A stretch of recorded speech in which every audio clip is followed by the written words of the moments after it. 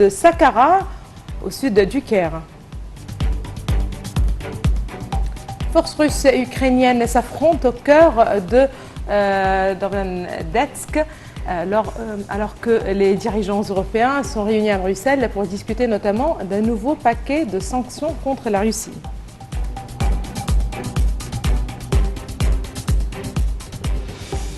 Les informations en détail. Le président de la République et son épouse, Mme Intisar el-Sisi, ont reçu aujourd'hui le président polonais Andrzej Duda, accompagné de son épouse Agata Komhauser-Duda au palais présidentiel de l'Ittihadiyya. Une cérémonie d'accueil officielle a été organisée en l'honneur du président Duda.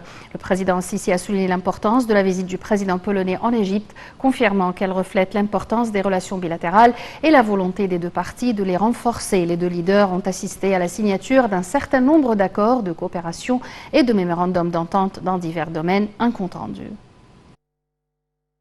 Le président Abdel Fattah el-Sisi a souligné l'importance de la visite du président polonais en Égypte, confirmant qu'elle reflète l'importance des relations bilatérales et la volonté des deux parties de les renforcer. Le président polonais Andrzej Duda effectue une visite officielle de 3 jours en Égypte, au cours de laquelle il s'est réuni avec le président Abdel Fattah el-Sisi et le premier ministre Mustafa Madbouli. Il a assisté aussi à un forum économique égypto-polonais. Les pourparlers égypto-polonais ont porté sur la guerre en Ukraine et la crise alimentaire qui en résulte. Lors d'une conférence de presse avec son homologue polonais, le président el-Sisi a déclaré que les pourparlers avaient abordé le renforcement des relations dans les divers domaines, en particulier au niveau économique et de l'augmentation de l'échange commercial. Le président el-Sisi a également salué le lancement de la compagnie aérienne polonaise pour les vols entre Le Caire et Varsovie le 31 mai 2022.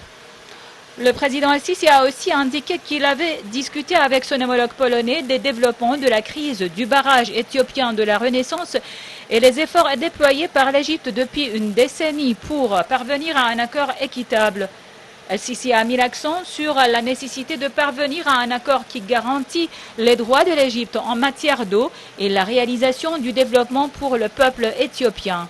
Le chef de l'État a indiqué qu'ils ont ainsi abordé les questions du Moyen-Orient avec à leur tête la cause palestinienne, la crise russo-ukrainienne dont l'impact affecte l'économie mondiale et menace la sécurité alimentaire mondiale. Le président el-Sisi a affirmé la nécessité de trouver des solutions alternatives permettant d'éviter les impacts de cette crise. Le président polonais a de son côté affirmé le soutien de son pays à l'Égypte dans la question du barrage de la Renaissance, soulignant la nécessité de parvenir à un accord qui garantit les droits de tous les pays. Les deux leaders ont assisté à la signature d'un certain nombre d'accords de coopération et de mémorandums d'entente dans les domaines diplomatiques, des recherches agricoles, du sport et de la coopération internationale.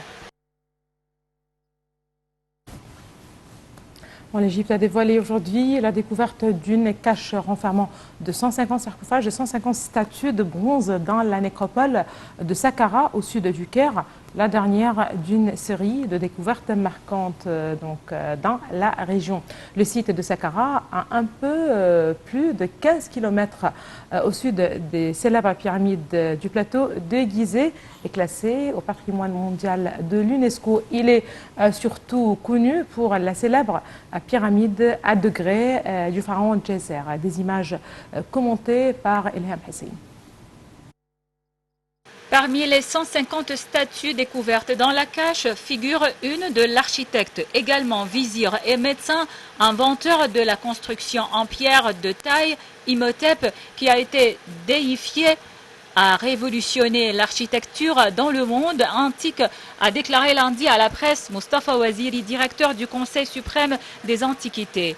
Trouver la tombe d'Imhotep est un des principaux objectifs de la mission archéologique qui a déjà entrepris 4 saisons de fouilles sur le site, a ajouté M. Waziri.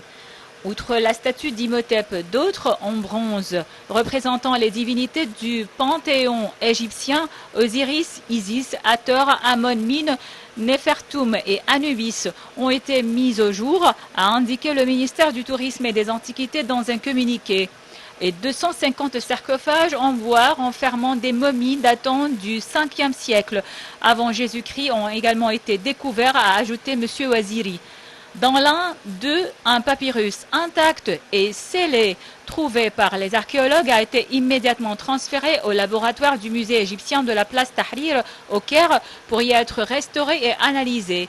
Estimé long de 9 mètres, il renferme certainement des chapitres du livre des morts, selon le directeur.